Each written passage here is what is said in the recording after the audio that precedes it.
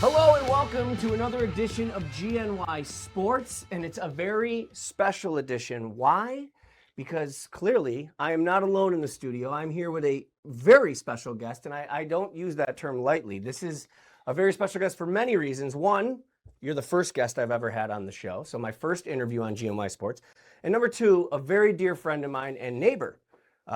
He is the head coach of Cornell women's soccer. He's entering his 6th season, correct? Officially, yeah. Officially. Five playing seasons. The head coach of Cornell women's soccer, or as they say in Europe, football, Mr. Rob Ferguson. Mr. Rob Ferguson. I know, it's only one clap.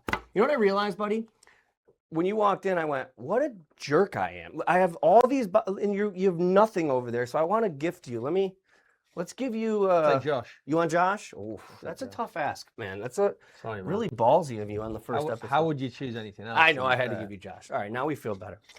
Buddy, so before we get into it, I want to tell everybody how we met, which is so funny because my wife and I moved to the neighborhood that we live in, and we had mutual friends, and they were having an outdoor party. And we met you and your wife and your beautiful kid at the time, I think. And we started talking about the Buffalo Bills because you and I have a shared passion for the Bills. We did. So we were connecting, and full transparency, I'm not a fan of soccer, but I don't watch it regularly because I just don't have an interest. I have to have some sort of connection to the city or the country, and I watched the World Cup. But right before I had met you, probably a week or two before, I was working with somebody who was kind of teaching me about soccer. We were starting to talk about soccer and the Premier League. And he was telling me, he's like, you're such a Bills fan. He's like, I think you'd like Everton. And I was like, okay. And he's like, they're small and they're blah, blah, blah. And he said, it's very much like I said, cool. If I ever watch Premier League, I'm going to be an Everton fan.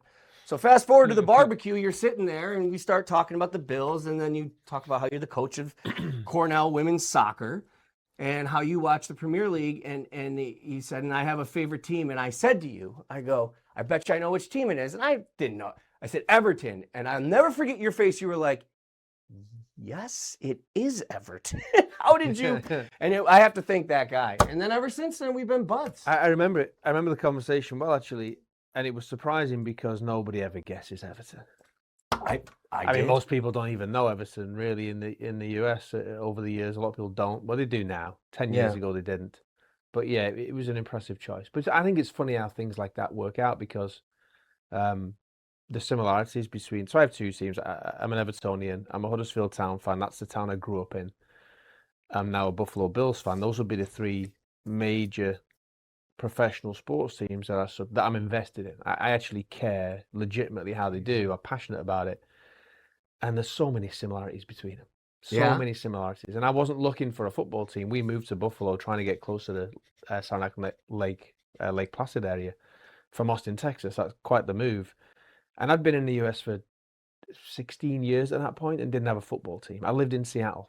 They weren't my football team, right? I lived in Austin, Texas, where you've got the Cowboys, you got the Texans. I lived in Houston where you got the Texans. No interest, none whatsoever. And then you get to Buffalo, and Everton would be the people's club. And so Buffalo strikes me as the same. You think Everton and the Buffalo Bills is it a similarity in the football club itself and the franchise or the fan base or all of it? So many different things. I think the fan base largely, and look, lots of it is losing, probably based in being very unsuccessful for long periods of time. Yeah, but lots of that's normal, right? Like if you look at most sports franchises, they're unsuccessful. Only one team wins a league every year, right? Most of them don't win it. So I think that's a big piece of it. But the fans of these two clubs don't change, like never waver. It doesn't matter. It doesn't matter. We want to win. Of course. But either way, nothing's going to change. And that's not the same at a lot of places. The fair weather and no one's ever going to accuse people of being a bandwagon. I mean, you start supporting the Bills now, you could be bandwagon. Well, now it's a different story. But I have my different. 2016, it wasn't what it was now. We were still terrible. God awful. God awful. But enough about the Bills. We'll get into the Bills. But I wanted to start talking about your journey and where you grew up. So you grew up in England. And You obviously came here to the United States later in life, but tell me about growing up in England and where your love for soccer started. Yeah, my memories of childhood are really good, largely. Living at home, mum, dad, brother, sister, everything was football, which is what it was at the time. It is now soccer, so you can call it that. Everything was football. Like it's all I ever really wanted to do. I didn't have much interest in anything else. Like I did okay in school, Yeah. but I had to work hard in school. Like I had to try. I had to like really work hard. It's something I wasn't very passionate about. Whereas football, I had to work hard, but I was also pretty good at it, Yeah. and I was passionate about it, and it was fun. It was enjoyable. So look, growing up in England was great, man. I used to, if I wasn't watching football on TV, I was going to games. If I wasn't watching football, I was playing football or training football. We would play. I want to say in our high school years, and the years that are slightly offset from what we have here. Um, I was either training or playing 6 or 7 days a week, Wow. relentlessly. And I don't think that's that different from a lot of sports over here now. But that's all. That's all that really mattered. The Yeah. season stopped in the summer. We played a bit of cricket. Yeah. I played in one rugby tournament in my life. Like Dude, those that's guys. not for me. Yeah. I thought football players were tough. I still think hockey players are tough. Man, you watch rugby. That's a different breed, man. You gotta be a little crazy, right? Yeah, I don't know, man. I know some rugby players, incredible people, man. Like Yeah. so, some of the calmest, most thoughtful, just nice, well-rounded, well-mannered people I know are rugby players. Yeah. So I don't know what you got to be, Yeah. but it's not for everybody. You got to be brave, that's for sure. Yeah. You went to school to was it University of Manchester? University of Did I say that correct? Manchester. It was in Warrington, Okay. which is about 20 minutes away from Manchester. You But it went for was, sports studies, business management. You could argue that's kind of what you're doing in a way. At what point? At that point, what was your career? You're in college. What was your career goal at that point? Did you see yourself coaching football or soccer as we call here, or how did that unfold? no, not in. I couldn't see this because I didn't really know this pathway existed. Sure. But in England, we have what we call a sixth form college after high school. So high school in England finishes 2 years before high school here does. Oh. Though, so your junior and senior year here would be sixth form college. And I went to a place called Greenhead College. It's funny. I actually spoke to a guy yesterday who I went to Greenhead College with and played football with there, who is a head of PE at the British School in New York. And he's been here since 2002, the year after I came. Bizarre, and I didn't know that until yesterday. But anyway, so I went to Greenhead College, and after my first year there, I forget who it was. It was one of the football guys. He asked me if I would be willing to coach the women's team, the girls' team, whatever they would have called it. Bear in mind that I was coaching players. I'd never coached. I was coaching players the same age as me, like my peers. It's only 2 years in there, sixth form college, Right. juniors and seniors. And I was like, yeah, sure. There wasn't a team. I wanted to start a team. There was just a few players who were super passionate about it. And I said, yeah, I'll do that. And there wasn't much to it. It was just, trainings on some lunch times. I want to say I played like 2 games, maybe. Wow. And so that got me the taste of it.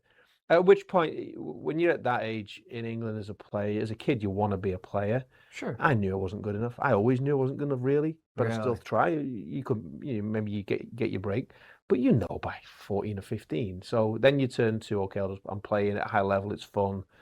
And that was my first experience of coaching. When I went to university, I had no idea what I wanted to do. Sure. No idea. I graduated and I came to the US 3 days after I took my last exam.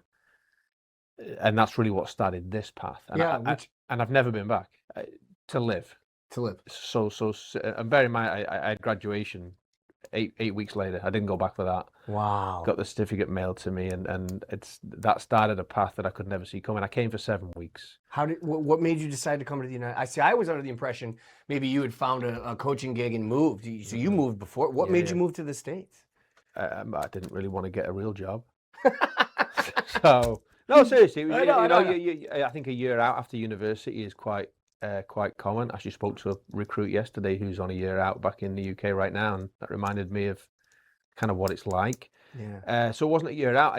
I came for I signed up for a 7-week program where you would come and you would coach soccer, you'd coach summer camp kids. I did 7 states in 7 weeks.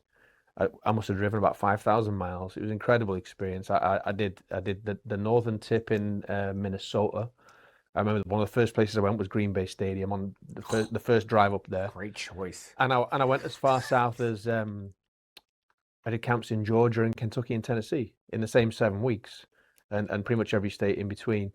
And at the end of that 7 weeks, I got a call from the people who ran the company and said, some good reports, some good feedback. We've got a position in Texas for the fall season starting in 2 weeks. Do you want to coach and stick around for the fall season? I said, yeah.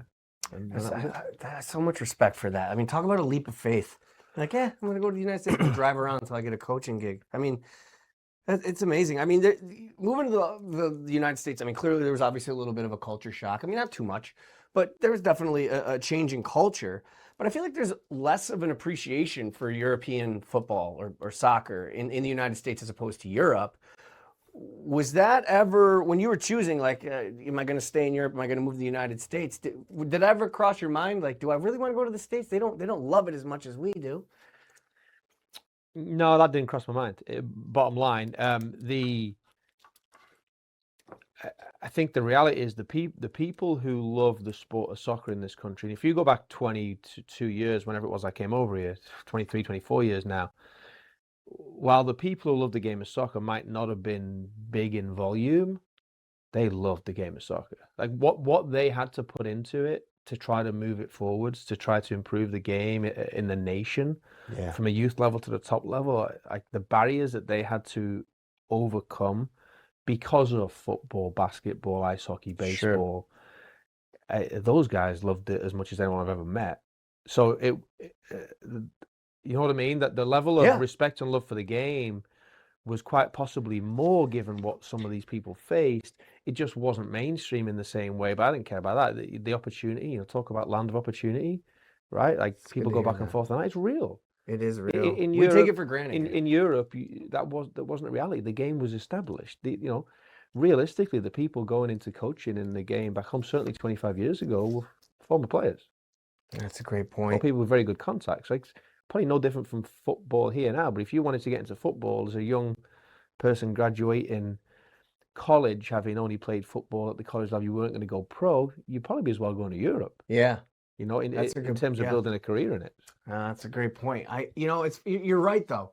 I don't think I've ever met a soccer fan that's like, yeah, I like soccer. Like it is full on. You might meet a casual baseball fan, casual, whatever. But with soccer, you really are all in. The passion is there, whether it's over here or over there. But does the word, I got to just get this out of it. I should ask this at the top. Does the word soccer annoy people in Europe? Because I'm trying to be respectful and I'm like, oh, we'll call it a European football or football. I mean, obviously that's what we call it here. Do you say soccer over? It doesn't annoy people. It's not a thing. Like they say football. If I go back and I say it, I mean they just take the piss out of me. Oh, sure. It's funny to them. Yeah. It's past embarrassing. I don't care. Like it's my life now. I will make that mistake a lot because it's what I have to call the game. If I use the term football, that doesn't work over here. So yeah, they just take the mick. But it doesn't even make sense that we call American football because I mean we don't really use the foot unless we're kicking a field goal. It would make more sense, but that's the English language, I suppose. So what are a few things you miss about living in England? And when you go back to England, what are some things that you love over here that you can't get over there? Like it's like food, activities, environment. I miss the football, the soccer back there. Yeah, I do. I miss being able to go and watch Huddersfield Town, go and watch Everton. When we go back, Kelsey and I will try and go to a game at Everton every time. We'll try to go to a game at Huddersfield every time. I'm looking forward to showing the kids that stuff. But really, it's the people that you miss. Family and friends. The place, like when I go home, we go out for walks in the village, in the town, and through the fields. Like that's just a normal thing. That's not really a normal thing here. We love to hike, and we do it, but we have to drive somewhere and park somewhere and go for a hike, even in Ithaca. Whereas there it would just be, no, typically, unless we're doing Digley Reservoir, we're just walking out the front door, walking somewhere through the fields. So there's the speed of life over there I miss a little bit. It's a little bit slower, it's a little bit calmer, it's a little bit more reserved, with the exception perhaps of Friday and Saturday night when people go out and have fun. Sure. So I do miss all of that, but I choose to live here. Like at any point in the 21 years, I could have gone back and made a life there and been really happy, but I chose this. I love it. I love this country. I'm a citizen of the country now, and so. Well, we're lucky to have you, man. We are. Maybe appreciate it. No, we are. That makes sense now, because there have been times, because we obviously we live in the same neighborhood. We talked about that. There'd be times when it's it is weather that I don't even want to put the recycling out. And you and the kids and Kelsey are walking. I'm realizing you enjoy walking is a part of kind of your everyday thing. You guys enjoy that, and I love that. Yeah, we did that a lot during COVID the years ago now, but we still do it. I like to walk it. I like to get out and about. Like we have a great neighborhood for that. The kids bike. I'm big on having them do things. To this point, what are they now? 7 and 5. Like there's really so limited in terms of screen time. Yeah, no computers, no games. Like just let's do stuff. Yes. Ideally outside. The weather doesn't really matter. Someone said the other day to me, or I heard it, and I've heard it before. There's no bad weather. There's only bad gear. Nice. That's perfect. No bad weather. There's only bad gear. That's perfect, because I remember my wife and I went to the playoff game where we decimated the Patriots a few years ago. The perfect game where they didn't even score. And it was like, I don't remember, it was one of the coldest games in history. It was like -3 degrees. When we came home, everybody was like, oh, how did you do that? Like, why would you go? And I was like, dude, if you wear the right gear, you're fine. Yeah. We were actually sweating, believe it or not. You're right. Rob Ferguson, head coach of the Cornell women's soccer. Your coaching resume is very impressive. I mean, it goes all the way back. You were coaching in Texas. Obviously, you coached. You're coaching at Cornell University, but you've coached both men and women's soccer. And I'm curious: is there a different approach to coaching women than there is men? And vice versa. And like, what are some of the challenges that do come along with that? I imagine it might have to be a different approach. There's so much to answer in that. Honestly, the reality is there's differences to coaching every single team that you ever have. So, for example, how we approach things with our team this past year will be different to how we approach it next year. Really? On one hand, because of the players. We always graduate, 25% approximately in the college game. We lose the seniors, we get freshmen in. So we have different people, different personnel, different personalities, different types of soccer players. So on a very basic level like that, like the players you have, but then also you will learn and you evolve, hopefully always as a coach and as a staff. We just spent time today doing our lesson, one piece of our lessons learned from last year, and we talk about so much stuff on the field and off the field. So we hope that we would change what we do just based on that. To your question, the game's identical. The rules are identical. We actually do have some substitution rules that differ in the men's and women's game, but the game is the same. The field is the same. The dimensions are the same. What is different would be, the personalities of the players, and again, each women's team we have is different. Each men's team we have is different. But it would be naive and incorrect to say there aren't obviously going to be some differences between a male team and how males might respond to things, react to things, what might motivate them versus females. So yeah, I think there is definitely a difference. Great answer. Right now you're in the off season, correct? Yeah. Now you and I both know that, especially in D1 sports, there really is no off season. Because outside of coaching, you also have to deal with scouting, recruiting, things of that nature.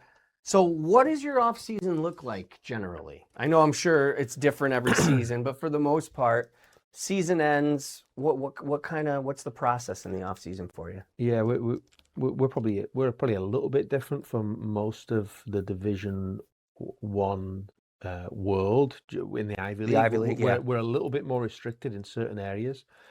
But the answer to the question is still probably very similar.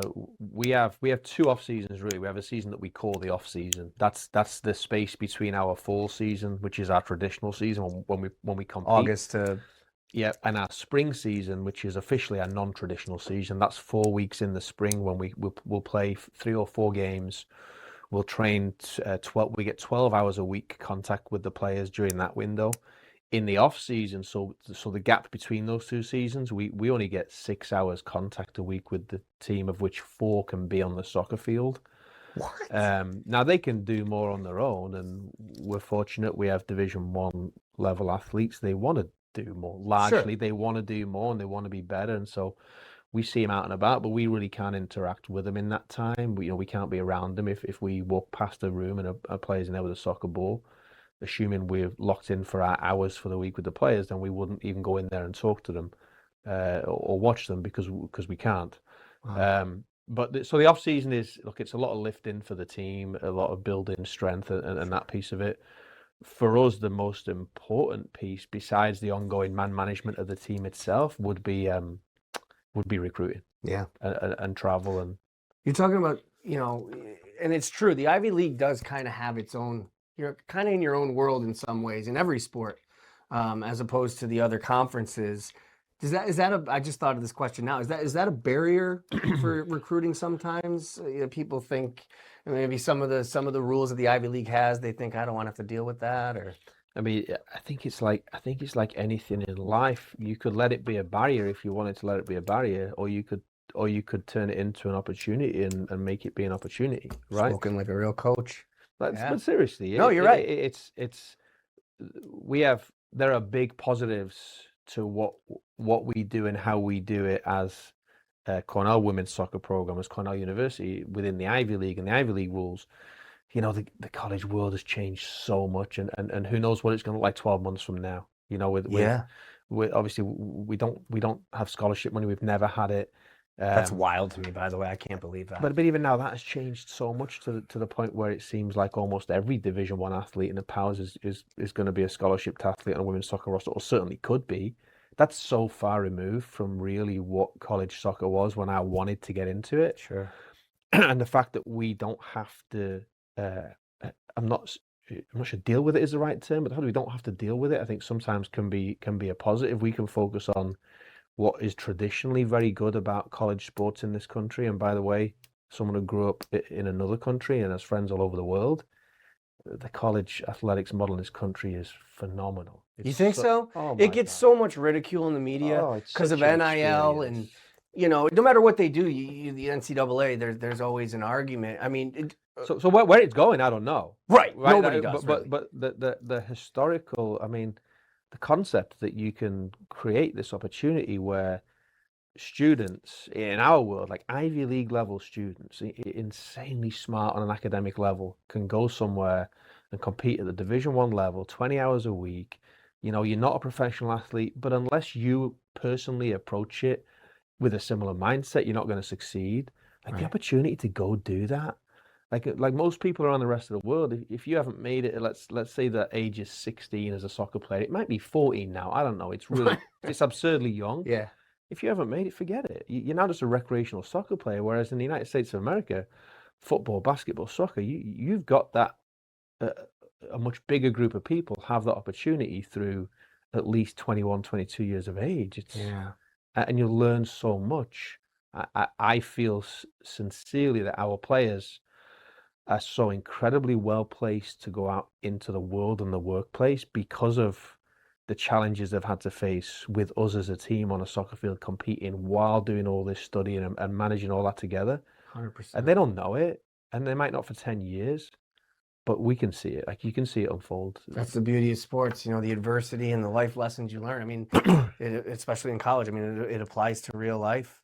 A big part of your off season is scouting or recruiting. I'm always curious because, for a regular guy like me, guys like us, we all dream like, man, I wish I could be a scout for a sport. For some reason, we dream of that. That is a big part of your duties, so to speak. Do you think every coach has some ability to scout by nature, or is it something that's kind of learned as you go? You know what I mean? Like, Yeah. for example, like my brother-in-law, who you know, is a coach at Ithaca College for Ithaca College baseball. He actually hates recruiting, which I Yeah. don't understand. I'm like, why do you hate recruiting? He hates scouting, and I never understood it. So I guess what I'm trying to say is that something that even without enjoying, can you be a good scout without any sort of scout training, I suppose? So I would preface it by saying if you're a good coach, then you should have the ability to be a good scout in the sense of when you see something that's good, you know it's good. Yeah. Because you know the game well enough. You said it better than me. Right? Like but that doesn't make you a good recruiter, because to be a good recruiter, so Shayla, one of our assistant coaches, she kind of drives our recruiting. She's just very invested in it. She's more invested than everyone else, and that's why she's our recruiting coordinator. She's very good at it, and so she drives that within our staff, and she does it very well, and that's why she is especially good at it. I think we all know what we're looking for. We can all see it and spot it, but she's very tuned in to being diligent and going through every email in the inbox, and there's thousands of them from recruits. And then, she I think she's got that ability to sit at a field and remain focused for longer than some other coaches, because going recruiting in itself to an event, you're flying to Florida for 3 days, sounds great. And it is great if it's January, right? You get in the sun. However, those 3 days basically start at 7:30 a.m., finish at 6 o'clock at night, and you sit at the same complex of 24 fields going game to game to game to game to game. It's demanding, it's challenging. By the end of the second day, never mind the third day, it's a lot of it is a blur. You're watching players run around on a field. Sure. You're trying to work. You get what I'm saying? It's not going to watch one game and scouting is easy. Right. Going on a recruiting trip is challenging and demanding, and you got to be documenting everything and working out who you're actually rating, who you don't rate. And see, I love getting into the minutia of this stuff. Like for you, you might be like, why is he asking me this? But I love this stuff, and I think other people wonder about this. When recruiting starts, you said Shayla's your assistant? Yeah, one of them. Yeah, one of them. Yeah. So how does the actual recruiting process work? As far as is it sometimes you get an email from an AD, or is Shayla preparing so when the offseason starts, she says, we have someone here, and here we should go look at? Or is it like a yearly thing where you go to Florida for one trip? How does that work? So we largely go to the same events. We'll always look at all the events that are open to us, but I think youth soccer actually has this piece in quite a good place from the college coaches' perspective. There's a couple of top leagues in the country. One in particular, we pretty much make it a point to go to every national showcase event that they have, probably bar 1 or 2 in the year. They'll have probably somewhere between 7 and 9, and we'll go to probably 6 to 8 of those. And so they bring together all the best teams in the country to the same place. So that's huge for us. And we couldn't make it work if somebody didn't do that. We would struggle to make it work on a budgeting standpoint. So we have an idea of the events that we're going to go to, but in terms of the process, I'm not sure the process has changed too much. Shayla's really cleaned up and refined how we drive it, and we get ahead on it. Yeah. So we have our boards. A board would be a list of our top players. So we're building a board right now for the incoming class of 28. So they'll come here the fall of 28. We can't even talk to those kids until after June 15th, 2026, that summer going into the junior year. By rule. Correct. Yeah. But we can watch them. And so, because of where we've got to over the last 2 years with Shayla, we're now so far ahead. Our 27s are basically done. It's not quite finished yet, but it's close, which allows us to be building the board for the 28s so that when June 15th by the time June 15th comes around, we'll have probably 150 to 200 kids on one board. Wow. And then we'll narrow that down in terms of kids that we want to speak to probably between 50 and 70 of the top from that board. And that 200 has come. By the time we get to June 15, 2026, there will have been thousands and thousands of 26s reach out to us, and far more players than that will actually have seen play. Many of them, we don't know who they are. Yeah. We don't just go look blindly hoping we find a player. Yeah. So when we go out to events, it's either players that are on our board, all players that have written us, and there's something in there that's interesting to us. Are you looking for the same amount of players each year? Or does it depend on your graduation rate?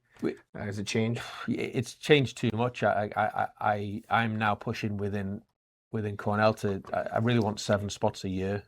That gets us to a roster of 28. You know, we can recruit pretty much one person for each position. It allows us to be balanced, and if we're doing our job properly, even with injuries, we should have depth in right areas. But then, you know, if you get 7 players and you're still out there on the road and you see someone you love, then, you know, I might go to admissions and be like, hey, is there any more spots I could really do with an 8th player? So yeah, it's not set. But I've had a class of 5 and a class of 10. Okay. Right. That's the problem down the line. Yeah. When the 10 graduate, that's sure. Man. Well, let's talk about the upcoming season. So how do you feel overall about the direction that the team's heading, and what are some of the things that you want to maybe change or avoid from last season that you're looking maybe at this season? You're going, hey, I think we need to do this differently. Good day for this interview, Mike. Oh no. No, I just said we did a part of our lessons learned as a staff earlier. It's always interesting in the off season. As soon as the season finishes, you know, where I am this year compared to where I was a year ago is very, very different. When the season finished this year, I got up the next morning. I'm like, okay, let's go. Like, what we got next year? Like, how do we make this better? Where do we improve? And it's almost always been like that. Last year was an anomaly for me. I felt like for the first time ever we hadn't progressed. I'm not sure we went backwards, but we stagnated. We should have been better than we were. This is 12 months ago, so 2 seasons ago was the season that I wasn't happy with, and I was a little bit burnt out. But Danny, the other coach on the staff, she was, for whatever reason, like, she was more eager than ever, and so she took the bull by the horns and kind of drove us on. And I think in the end last year we got to a really good place in the off season. A lot of that transferred into this fall season that we just had. This was the best fall season we've ever had in the last 10 years in terms of results and outcomes. It's not close to what we want and are aspiring to, but it was certainly outcome. From an outcome perspective, there was progress. But how we were trying to play, what we were trying to do was very new. We went into this year, and I, as a head coach for the first time, backed off quite a lot and said to Danny, you largely lead the attacking part of what we do. Like, you focus on that, you train that. Shaylee, you do the same with the defensive piece. I'll focus on transition and set pieces while obviously being involved and overseeing all of it. And that was a big change for me. Yeah. Like delegating responsibility has always been a weakness of mine. The inability to delegate has been something that I thought was good. Because on one hand, it is good. It means I'm willing to do work. I'm willing to work hard. I'll put the hours in because I need to make sure it's done. I'll do it myself. But I think I've realized it's not the most efficient way to coach at this level and be successful. And it also, you know, what I saw this year was coaches who certainly felt more involved, like more empowered. And I think it helps them from the perspective of getting experience and going on to whatever their next thing may be, versus just being an assistant coach who be like, well, yeah, that's what Rob did, or Rob says, or he does that. And so now I just took a big step back, and I think it worked well. But it was, when you change things, if you expect immediate results and everything to go well, you're going to be really disappointed, and you're probably going to fail because that's your expectation. So I knew going into this year, okay, we're going to have to learn a little bit this year, and we'll refine it more going into next year. So I think we will. We've planted a lot of the seeds as to how we want to play with the ball, without the ball. I think the team has a very, very good idea of that, and now we need to fine tune it, double down on it, and we're excited about the team going into next year. What a great answer, man! When I asked the question, I'm thinking in terms of the team and players, and what a great answer. You talk in terms of not only the players, but you're talking as coaches growing and learning. And that is such great self-awareness, and is why you're such a great coach. And by the way, you're not the only person to have a problem delegating power. You know, I heard a great quote recently. Within the year, I heard a quote which ironically I'm going to butcher. So I'm paraphrasing this quote. Basically, it was, being in charge or being a leader doesn't mean you have to do everything. Being a leader is knowing when to delegate, essentially. And that's basically what you just spoke on. It's just beautifully said. So soccer is obviously ingrained in the culture of Europe, and obviously it's here too in the United States, but not the magnitude that it is over there in some ways. What are some of the misconceptions about the sport of soccer that you'd like to tell, idiotic people like me that don't watch regularly and think, oh, it's boring, they don't score a lot. What are some of the misconceptions you'd like to get out of the way about soccer? I think the big one would be scoring. I obviously it's the goal of the game, but some of the best games of soccer I've ever watched legitimately have finished 0-0. 0-0. They're tied, so we can tie a game and not be upset about it. It's okay, right? It's like 1 point each. We don't have to keep going until there's a winner. In some competitions you do because there's advancement game by game, but yeah, some of the best games I've seen. Ties don't piss you off? Not at all, no. Well, they do if my team needs to win. Sure. But there's good ties and there's bad ties, right? Like in our season last year, we had good ties and we had bad ties, no doubt about it. A bad tie would be we should have won. Like we absolutely look back and we should have won the game. But then there's the game you tie, we're like, we should have lost. You bring up the scoring. I think another thing that comes up is the flopping, right? People complain about flopping. A lot of people can't stand it, but it is a huge part of the sport at this point, or at least it seems that way.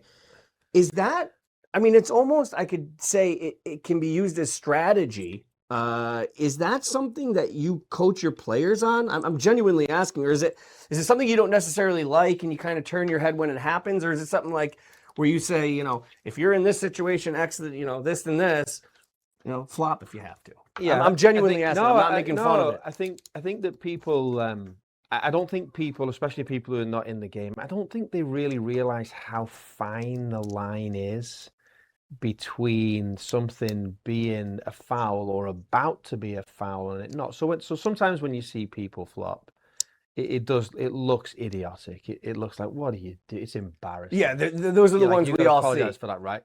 That's not the majority at all. Usually, when you see someone where there wasn't a foul, there wasn't contact, 9 times out of 10, or had they completed the regular action, there would have been a foul. Mm-hmm. They just saw it coming and they're like, this is going to be a foul. I'm going to get a PK from this. This is a game-changing moment. And so then they decide it's happening before it happens. And at the same split second, the high-level athlete on the other team has made the same realization and they've pulled out of it. And so now it looks like they're flopping and they weren't. So it shouldn't be a foul. Interesting. But the lines are very fine, and we have to understand as people who I've never played the game at a professional level, like the speeds at which they are executing is seriously incomprehensible to most people who play the games at a fun level. Football and basketball will be no different. And so like these guys are not just falling down thinking they can fool people. It's a piece of the game that's real. I've always defended soccer, football players. For the reason of, we focus on the flopping and stuff like that. You have to be in incredible shape to play the sport. There's no huddles. It is a constant running clock. It is nonstop. So, I love that insight into the flopping because I don't think people realize. With our team, we talk a lot about we want to be intense and competitive. We want to be physical. We want to be brave. We want that piece to be a part of our identity. We haven't been awarded a PK. I don't think in 2 years now, which is an absurdly long time. We should have had a number of them, no doubt about it. And so our players almost do the opposite. We have this. I say our players get fouled, or there's enough contact that it could be a foul. It's in the box. I'm like, go down. Like you're entitled to go down. Right. But on another part, I'm like, I'm proud of the grit to stay on the feet and try and get to the ball and score. But you got to find a balance. Absolutely. A few more questions. I want to be respectful of your time. I could talk to you all day, obviously, but we can do that when we get home. I just thought of this one. I realize I drive by this every day on the way home. You guys are getting a new field, correct? Is it a new practice field? No, it's a new field hockey field. Oh, it's the new field hockey field. Yeah. So scratch this question.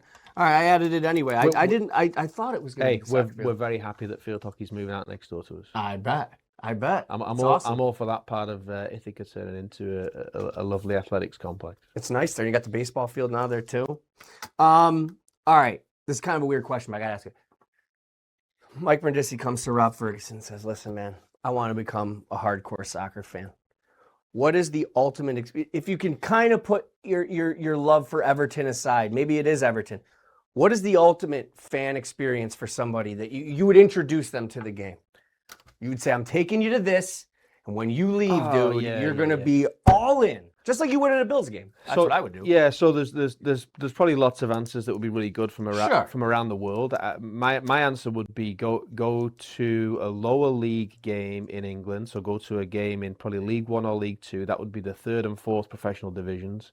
Go watch a game in the away end. So that's with the away supporters. It's not like at the Bills game where you got a Bengal sat next to you.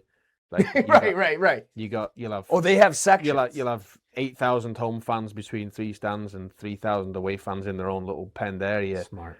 And so like that, the camaraderie and the singing and the chanting and That was my at next the thing. lower league where it's all standing, there's no seats. I think that's kind of salt of the earth experience. So that's the game that I grew up loving and being passionate about. Watching Huddersfield in my hometown, incredible. Dude, you send me stuff all the time through text. You'll send me like videos of big intros at a game or fans doing these chants. And that was actually my next question. The chants, the rituals, the songs, that is such a huge part of the European football culture. And for a guy like me who's like on the cusp, enjoys soccer when it's on, but not an all-in fan, I get jealous. I'm like, I want to do that. And the WWE of all things had a couple shows in Europe this past couple years, and it was the most incredible shows because the fans in Europe, just like during a soccer game, they're singing, and you can tell the wrestlers are like, "Whoa, what is this? We don't do that here enough." How did that culture start? I know it's kind of a weird question to ask. I mean, how did the songs and rituals and chants just get ingrained to the? It's a bigger part of the game as a referee, right? Yeah, I mean, I got no idea how it started. I got no. It's always been a part of the game. Every club has their own song, it seems, right? Yeah, a lot of them are the same, but I think it's just about it's largely about how loud can you be, how much can you support your team, but it's not like that's so I send you a clip of a game. Like when sometimes I'll go watch a game. Kelsey and I went to watch Everton against Wolves a few years ago at Goodison Park. It was the most dire game I've ever seen. They lost 1-0 in the last minute. There wasn't a peep from the crowd. It was just because the team was in a long-term rut at that point. So it's not always that way, right? Like I think that professional teams and even collegiate teams, like the players have a responsibility to motivate and excite the fans and vice versa. Like when you find a club, the Bills I think would be a good example of that, right? Like I think the players draw from the fans and I think the fans draw from the players, and I think the key to success is when the players are down, can the fans help with that, or are they making it worse? Absolutely. And vice versa. I think that's the responsibility the two separate groups have, and it's hard because the fans can only do so much. But Sure. I have no time for fans and crowds who, when a player's not playing well, off whatever reason, that the fans have turned on a player, they're just booing a player in the moment. How on earth that's going to help your team in the slightest ever? I just don't get it. It doesn't make sense. I never understood that either. Luckily, talking about the Bills, it's not something we do really. We're unless you leave, like you go to a rival team or something like that. We're pretty good about that. I want to ask you before I want to do a couple rapid fire questions to end it. But before I do that, give me any plugs. What do you want to plug about the team, the upcoming season? Anything you want to kind of promote or talk about, or where can we find your schedule and games? Cornell website, Cornell Athletics website. You find the games, you find the schedule. I would encourage anyone in the Finger Lakes region and the Greater Syracuse region, Western New York, to get out and support college athletics, because you got some phenomenal college athletics programs, so many different sports. But I would also plug women's sports in general. I feel so fortunate to be able to coach in the women's side of the game, and soccer. I feel like women's soccer is really the envy of the soccer world on the women's side and has been historically. But we should be doing more to get people out to these games, be it the professional level or the college level. So that would be my big plug. Could not agree more. Could not agree more. All right. Before I get into the rapid fire questions, I thought of this one too. One team that you face as the Cornell faces, your ultimate rival. Who do you love to beat the most? Like when it happens, you're the ultimate rival. I know because I could say it could be Brown, it could be Harvard, it could right. Just like the Bills, it could be the Jets, it could be. But personally, which is the team? Unless you don't want to answer that, which is the team that you're like? Yeah, personally, I don't have an answer because I have to. I'm more objective than that. All right. I could give you that for the Bills. I could give it you for Everton. I give you for Huddersfield. But for Cornell, it's like that's not what it's about for me. We ask our players that actually. Do you? Yeah, we ask them it in various. It might be social media stuff or just we put a bio on the website about them, and it's often Columbia because it's the New York piece, the two New York schools. Yeah. It's been Harvard, and it's usually different Ivy League teams. To be fair, I like the local rivalries. I like playing Syracuse. I like playing Colgate. I like playing Binghamton. That's kind of the local derby piece, which is what I grew up with. Conferences don't really exist there, so we have promotion relegation between the divisions, so you could always be playing different teams. But yeah, I'm pure objective. We want to win every game. We approach them all in the same manner. I'll take it. Boring answer, huh? No. It was the real answer. It was the real answer, and it was right. All right, couple rapid fire questions. You ready for this? Do it. You know what? I'm gonna put my Bill's the Chero mask on for this. Here we go. This is getting serious, Rob. All right, your favorite chant, ritual, or song in all of the Premier League? Or any, it doesn't have to be a Premier League. Yeah, most of my favourites are inappropriate, so I can't really comment on them. Oh, we can swear on the show. No, I can't. Not okay, not I got you. I'll tell you what I'm a huge fan of.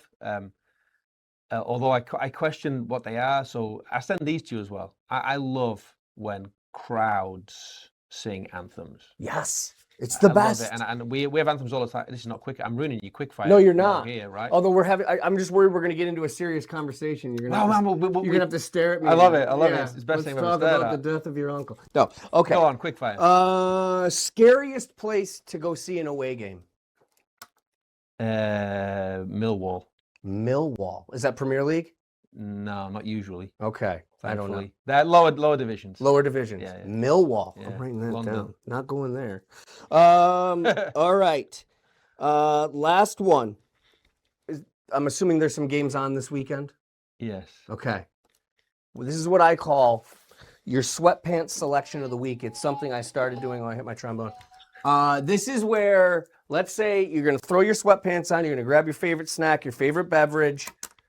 You can only pick one game to watch. Obviously, if Everton's playing, you're probably going to want to pick that. But just if you had one game to watch because of the stakes or just because you know it's going to be good, give everybody your sweatpants selection of the week. What's the game? This weekend. You got to look. I kind of put you on the spot. Yeah, you did.